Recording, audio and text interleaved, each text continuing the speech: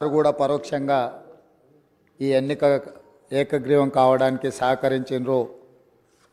సభాపక్ష నాయకుడిగా మా సభ్యులకు, భారత రాష్ట్ర సమితి అధ్యక్షుడు మరియు శాసనసభ్యులకు, ఎంఐఎం అసదుద్దీన్ ఓవైసీ గారికి, అక్బరుద్దీన్ ఓవైసీ గారికి, సిపిఐ పార్టీ నాయకులకు అందరికీ, ఆ పార్టీ అధ్యక్షులకు, శాసనసభ్యులందరికీ కూడా ఈ సభాపక్షాన మనస్ఫూర్తిగా వారికి ధన్యవాదాలు తెలియజేస్తున్నాను. ఈ సభ ఒక మంచి సాంప్రదాయానికి మొదటి రోజే మనమందరము ఒక మంచి సాంప్రదాయాన్ని ముందుకు తీసుకెళ్ళడానికి అందరూ సహకరించడం, ఈ సాంప్రదాయం భవిష్యత్తులో కూడా కొనసాగాలి. ఈ మంచి సాంప్రదాయము సభ సమన్వయంతో, అందరి సహకారంతో ఈ సమావేశాలను మనం నిర్వహించుకుంటే తెలంగాణ ప్రజల యొక్క ఆకాంక్షను, తెలంగాణ ప్రజల యొక్క ఆలోచనను ఈ సభ ద్వారా పరిష్కరించడానికి అవకాశం ఉంటుంది. అదేవిధంగా గడ్డం ప్రసాద్ కుమార్ గారు నా సొంత జిల్లా, నేను ఎక్కడి నుంచి అయితే శాసనసభ్యుడిగా ప్రాతినిధ్యం వహిస్తున్నానో ఆ ప్రాంతం వాడు. వికారాబాద్కి చరిత్రలోనే గొప్ప పేరుంది.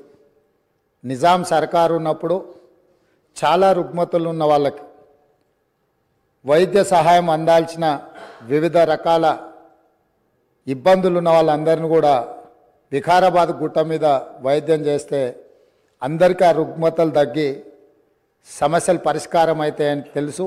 ఇప్పటికి కూడా అక్కడి వాతావరణం, అక్కడి గాలి, అక్కడి నేల ఒక మంచి వైద్యానికి ఉపయోగపడే ప్రాంతం. ఆ ప్రాంతం నుంచి వచ్చిన గడ్డం ప్రసాద్ కుమార్ గారు మన 3వ శాసనసభకు స్పీకర్గా ఎన్నిక కావడం ద్వారా సమాజంలో ఉన్న ఎన్నో రుగ్మతలను, సమస్యల్ని ఈ సభలో వారి నాయకత్వాన చర్చ జరిగి పరిష్కారం అవుతుందని చెప్పి నేను స్పష్టంగా భావిస్తున్నాను, ఆశిస్తున్నాను. అదేవిధంగా వారు అతి సామాన్యమైన కుటుంబం.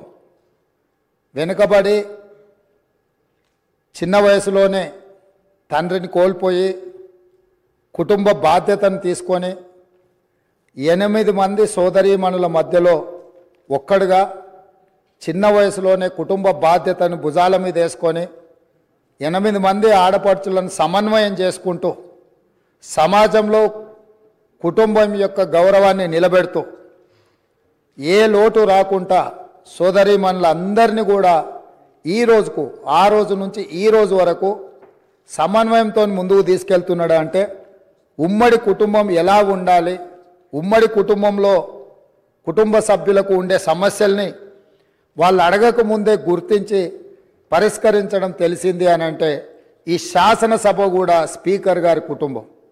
మనందరం కూడా వారి కుటుంబంలో సభ్యులం.